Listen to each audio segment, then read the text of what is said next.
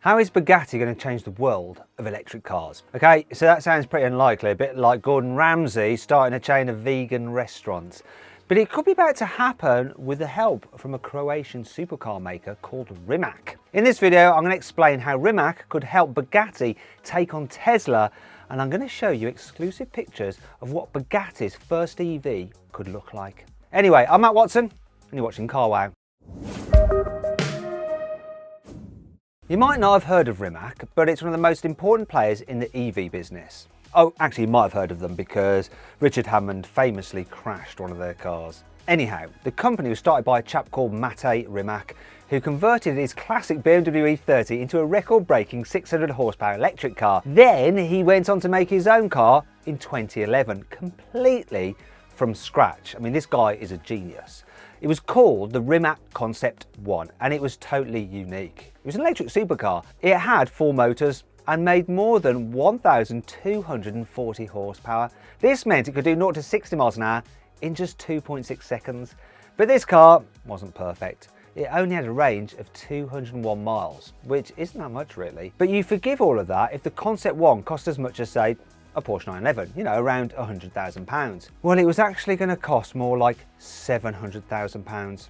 That could buy you 2 Lamborghini Aventadors, and given the choice between an Italian supercar and an electric car that costs twice as much, how many people are going to pick the EV? But someone saw a whole lot of potential in Rimac, and by someone I mean Porsche, and they bought 10% of the company's stock back in 2018. And this cash injection has helped Rimac become a supplier for some really big names. So far, Rimac has developed batteries for the Koenigsegg Regera, a hybrid system for the Aston Martin Valkyrie, and it even gave Jaguar a hand building an all-electric E-Type. But what has all this got to do with Bugatti? Well, it all goes back to Volkswagen and has ties to the Dieselgate scandal. Now, you remember Dieselgate, right?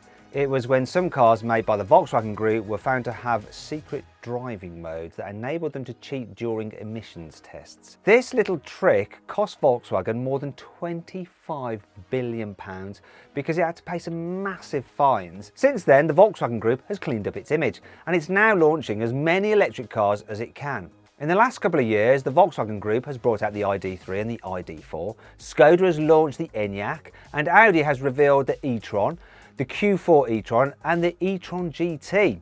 Even Porsche, which is also part of the same VW group, has launched 2 new electric cars, the Taycan and the Taycan Cross Turismo.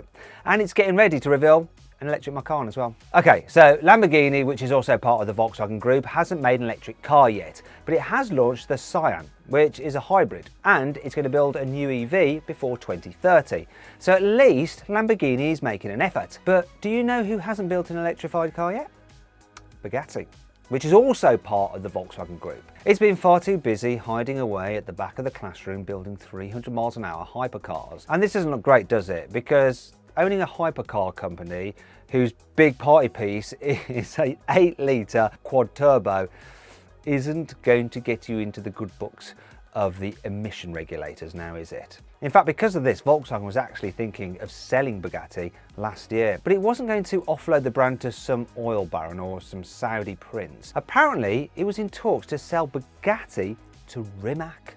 Yeah, the same Rimac that builds parts for Bugatti's arch enemy, Koenigsegg. But Volkswagen never actually signed on the dotted line. Instead, Porsche handed over around £60 million to buy more shares in Rimac. Now it owns 24% of the company.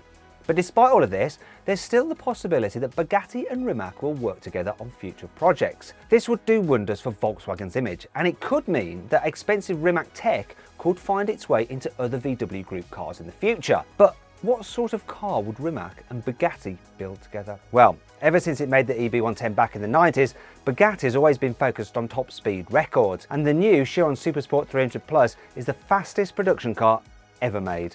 It'll do more than 304 miles an hour. I actually had a go in that car and it's unbelievable. I'm going to stick a link just popping out in the top right hand corner of the screen. Click on that, you can watch the video. There's also a link in the description below. But even though that Bugatti is incredible, how relevant is it? You know, especially when there's only one racetrack in the world where you can actually do more than 300 miles an hour, and it happens to be owned by Volkswagen. And this is part of the reason why most hypercar makers have started to back away from this VMAX p***ing contest. Even Koenigsegg has said that the new Jesko Absolute is the last car it will try to set a land speed record with. So how are all these hypercar brands going to measure their manhoods now? I reckon the next battleground will be acceleration times. So they'll be fighting over how fast their cars can go from 0 to 60 miles an hour. And this could play right into Rimac's hands, because electric cars are amazing at smashing 0 to 60 mile an hour records because their motors deliver instant torque at any speed. Currently, Rimac's quickest car is called the Nevera. It has 4 electric motors that make 1,914 horsepower and an insane 2,360 newton meters of torque. It is the quickest accelerating production car in the world ever. And I know because I've timed it. In fact, I launched the car over the standing quarter mile and achieved a time of 8.6 seconds, which is just insane. And if you want to see that run, click on the pop-out band in the top right-hand corner of the screen to see me drag race a Nevera against a Ferrari SF90 Stradale.